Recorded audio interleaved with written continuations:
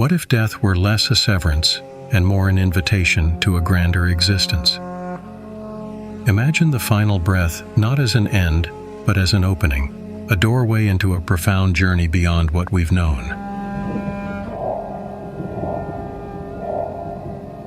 Imagine standing before the gods, heart laid bare, reciting not a list of your accomplishments, but of your innocence. The negative confession, a declaration of 42 statements, where the soul attests to the sins it did not commit, was a profound ritual in ancient Egyptian thought. And it wasn't about mere absolution. This was the soul's affirmation of a life lived in alignment with Ma'at, the cosmic order. By declaring the evils they had not committed, Egyptians weren't just seeking validation, but proclaiming a life woven with ethics, respect, and balance. In many ways, the negative confession offered a lens into the moral values that defined Egyptian society. This confessional act resonates differently when viewed through the lens of Tibetan philosophy. While the Tibetan tradition also values right conduct, it emphasizes the gradual purification of karma and mental transformation. In contrast, the Egyptians embraced this act as a testament to a life already lived in harmony. Each declaration in the negative confession echoed the ethical bedrock of Egyptian spirituality: respect for the divine, for nature, and for one's fellow beings. It wasn't just about avoiding harm, but living in a state of reciprocity, maintaining balance not only with other humans but with the forces of the universe itself. The negative confession also symbolized a profound understanding of self. Rather than listing good deeds, it required the deceased to affirm the purity of their heart through negation, a practice that strips away ego and attachment, revealing the essence of their character. By stating, "I have not stolen, I have not lied," or "I have not acted with malice," the Egyptians sought alignment with the timeless principles of Ma'at. In their belief, these declarations transformed the soul, shaping it into a form worthy of merging with the eternal order of the universe. Unlike other belief systems focused on cumulative acts of virtue, this was about embodying a state of being that transcended individual achievements. In the stillness of this ancient rite, the Egyptians left us with a powerful message. Life's true legacy is not measured in moments of grandeur, but in the quiet choices of integrity we make each day. The negative confession urges us to consider how we live in relation to others, to nature, and to ourselves. It's a reminder that ethics are not just societal expectations, but spiritual alignments that anchor us to something greater. In this profound act, the Egyptians believed that by staying true to Ma'at's principles, one could attain a purity of spirit that death could not tarnish, a harmony that would echo through the halls of eternity. Picture the soul, vulnerable and unbound, moving through realms of shadow and mystery in its journey beyond death.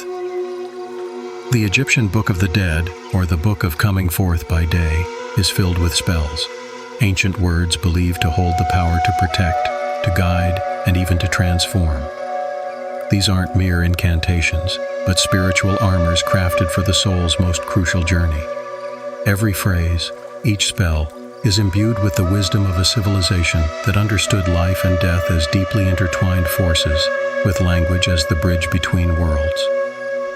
To the Egyptians, these spells were vital, equipping the soul to overcome the trials of the underworld. Each spell could grant power over demons, pacify hostile forces, or call upon the favor of the gods. They believed words had intrinsic energy, an echo of divine truth that could influence reality. While Tibetan Buddhism also uses mantras as tools for navigating the afterlife, the Egyptian spells served as precise instructions. Where Tibetan mantras aim to dissolve the ego and align the mind with ultimate truth, Egyptian spells offer specific protections, guiding the soul step by step through each perilous threshold. The spells, however, went beyond protection. They were keys to unlocking the higher self. By invoking certain words and names, the deceased could remember their divine nature, countering any illusions or fears that arose in the journey. This practice isn't only about shielding oneself, but about using language as a transformative force. The Egyptians saw each spell as a reminder of the soul's latent power and divine origin, empowering it to act with clarity and purpose. These words would resonate within the soul, stripping away doubts and fortifying its resolve to reach eternal peace. This approach to language as a force of creation and defense reveals much about Egyptian beliefs on the power of words. To them, spells weren't simply spoken. They were lived, embodying an eternal truth that transcends the boundaries of life and death. In this way, the Egyptians remind us that words hold profound potential.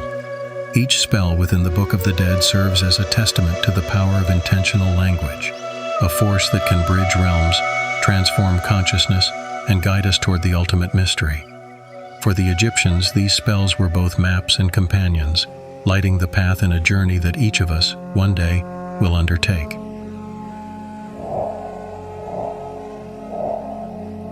Imagine a world where symbols are more than just markings. They are living forces, vessels of divine energy that connect mortals to the gods. In ancient Egypt, hieroglyphs served as more than just written language. They were considered magical tools that could alter reality. Each symbol within the Book of Coming Forth by Day carried profound significance, functioning as a conduit for the divine. From the Ankh, symbolizing eternal life, to the scarab, embodying rebirth and transformation, these symbols were seen as keys to unlock the mysteries of the afterlife and safeguard the soul on its journey. The Egyptians believed that these symbols, when inscribed or uttered, possessed a transformative power. Every hieroglyph within the Book of the Dead was more than a word. It was a gateway, a spiritual tool that aligned the soul with cosmic forces. In the same way that Tibetan Buddhism uses mandalas, or symbolic representations of deities, to assist in meditative focus and liberation, Egyptians relied on symbols to manifest protection, clarity, and strength. Each hieroglyph was a sacred link to the divine, carefully crafted to guide the soul beyond physical death and to align it with the forces of creation and eternity. Through the Ankh, Egyptians invoked the essence of immortality. Through the Eye of Horus, they called upon divine protection and restoration. By carving these symbols onto tomb walls, sarcophagi, and amulets, they fortified the journey of the deceased, ensuring the presence of divine guidance and assistance.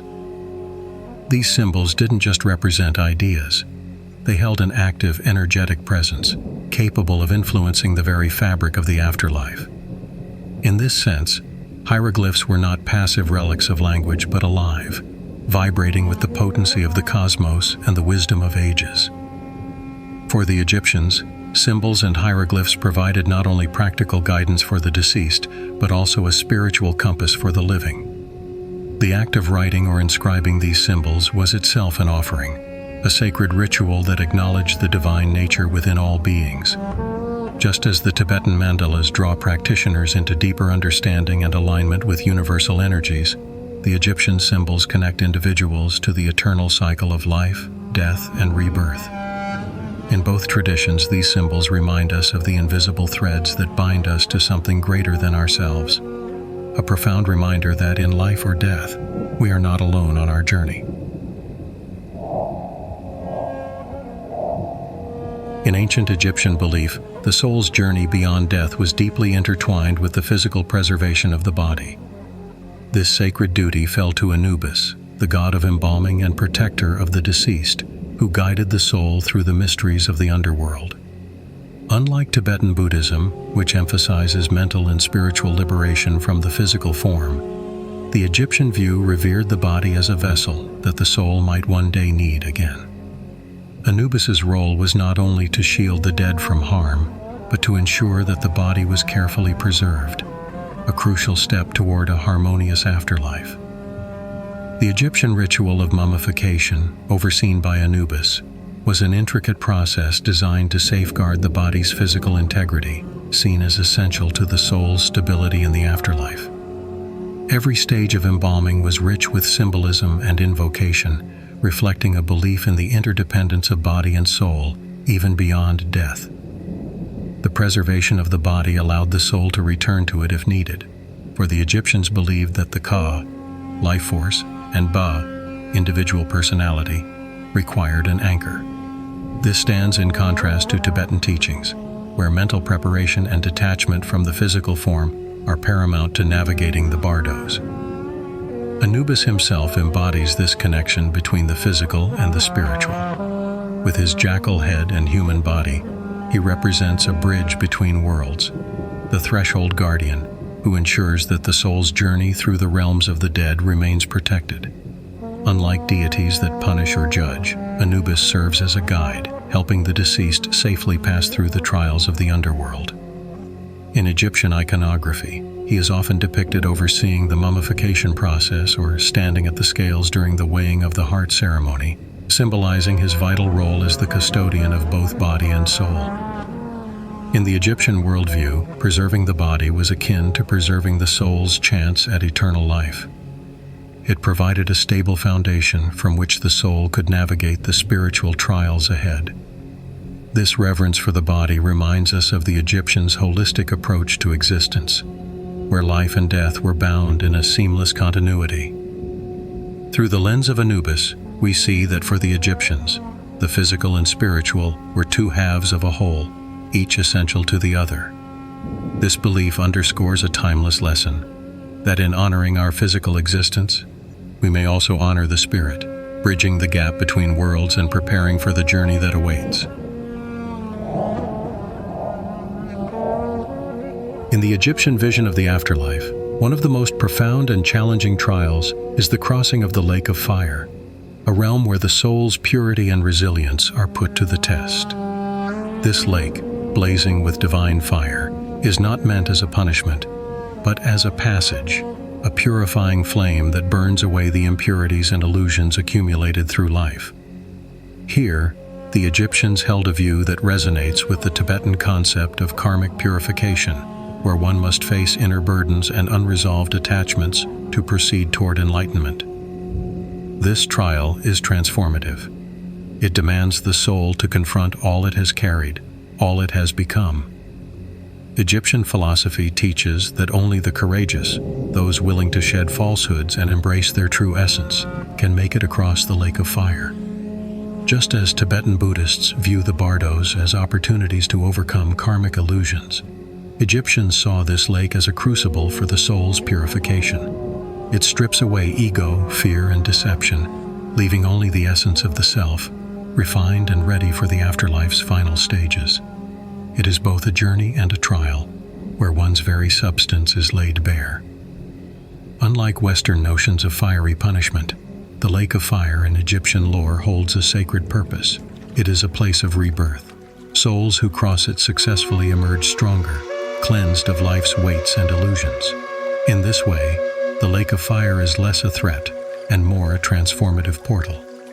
Souls that fail to cross it may remain bound by earthly attachments, unable to release their fears and desires.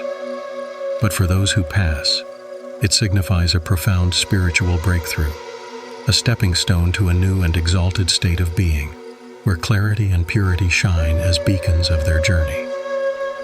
In exploring this symbolic lake, we encounter a powerful truth about the Egyptian afterlife: that to move forward, one must first confront and transcend what holds them back. The lake of fire is a reminder that purification isn't about punishment, but about transformation, about peeling away layers of identity until only the core, untainted soul remains. This ancient wisdom speaks to us even today, encouraging us to face our own inner lakes of fire by examining the attachments, fears, and illusions we carry. For the Egyptians, passing this trial wasn't just about survival. It was about becoming worthy of the divine realms beyond.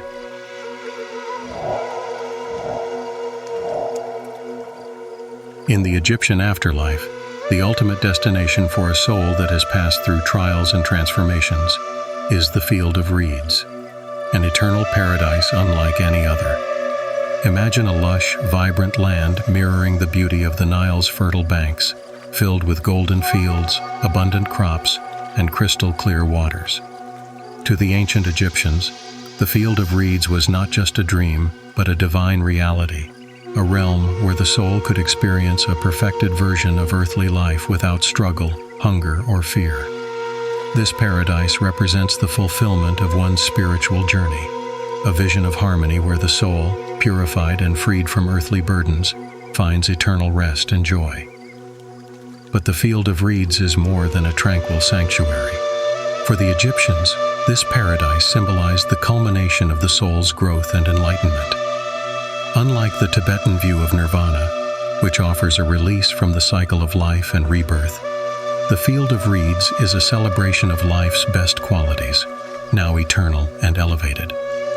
Here, the soul does not dissolve into pure consciousness, but instead reconnects with loved ones, continues to enjoy familiar surroundings, and even undertakes tasks such as farming or crafting as expressions of a perfected, joyful existence. This afterlife is one where individuality and essence remain intact, cherished within a peaceful, everlasting community. This vision of paradise reveals a deeply optimistic philosophy. For the Egyptians, life was sacred and worth preserving beyond death. The field of reeds wasn't a departure from existence, but a continuation on a higher, more harmonious plane. It is a vision that reflects their reverence for life itself, a belief that the afterlife should mirror earthly beauty, but stripped of suffering and hardship. Here, the Egyptian view diverges from Tibetan ideals. While both value spiritual evolution, Egyptians saw enlightenment not as escape, but as enhanced, unending experience. Paradise was not distant or abstract, but relatable, grounded in the familiar joys and relationships that define a fulfilled life. In reaching the field of reeds, the Egyptian soul found the essence of life unbroken and refined. This ancient wisdom suggests that our deepest joys and connections are timeless, valuable not only in life, but beyond it. The field of reeds invites us to ponder the beauty we cultivate here, and how it might echo in realms unseen. As we envision this paradise, the Egyptian philosophy encourages us to live with intention, finding joy in what we create and who we become. Their concept of an eternal, perfect life speaks to our own desire for meaning, reminding us that paradise is a reflection of the life we cherish most profoundly.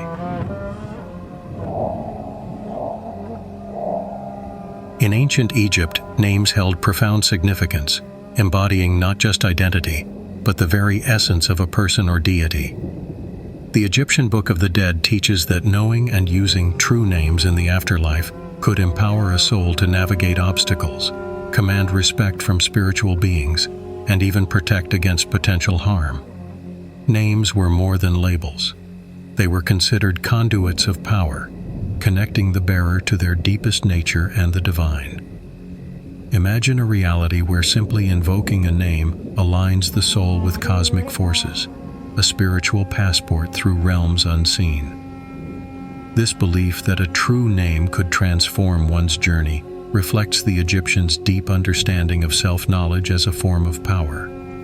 Each soul needed to remember its own name and the names of the gods it would encounter to gain authority and assurance in the face of challenges. By calling upon these names, the soul engaged in an ancient form of spiritual alignment, reinforcing its purpose and identity.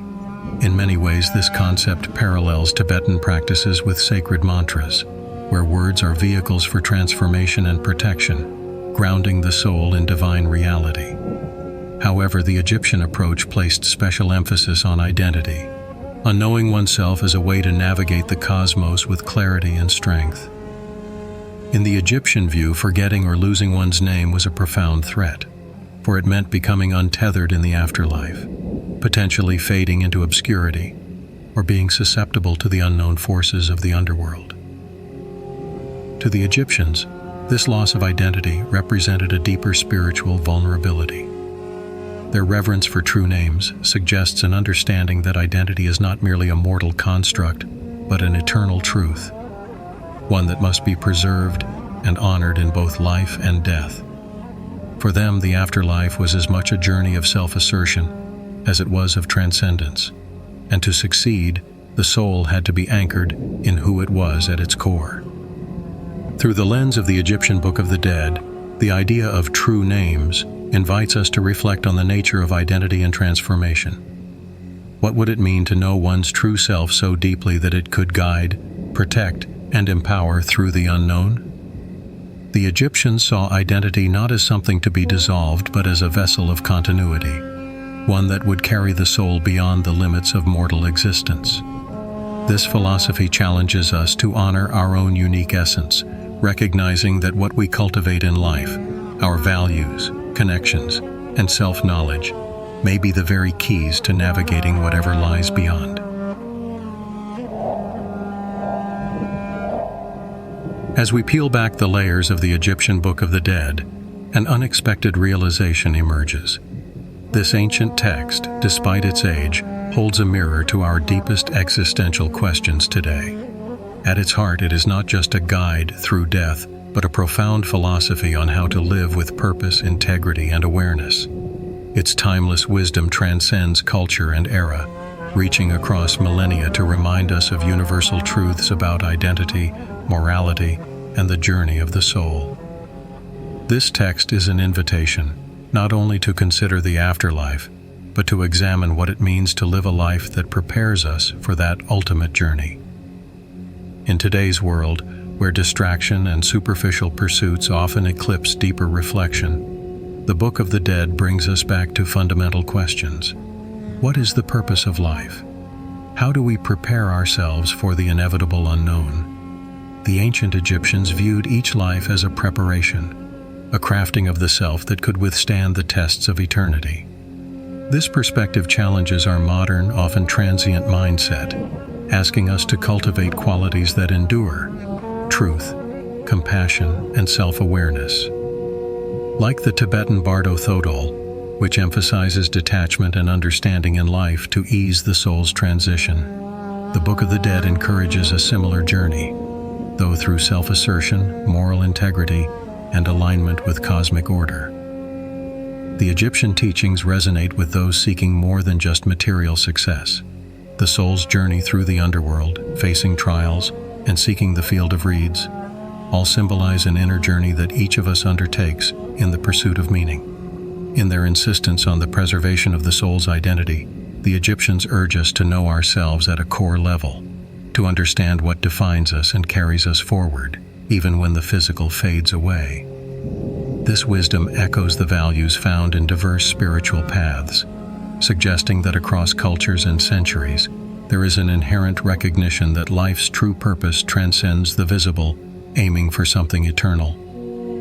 Ultimately, the Egyptian Book of the Dead is not just an artifact of a bygone civilization, but a powerful reminder of the potential within each human life. Its teachings challenge us to confront our fears, clarify our values, and live consciously. In understanding these ancient beliefs, we are invited to reframe our own relationship with mortality, seeing death not as an end, but as part of a greater continuity.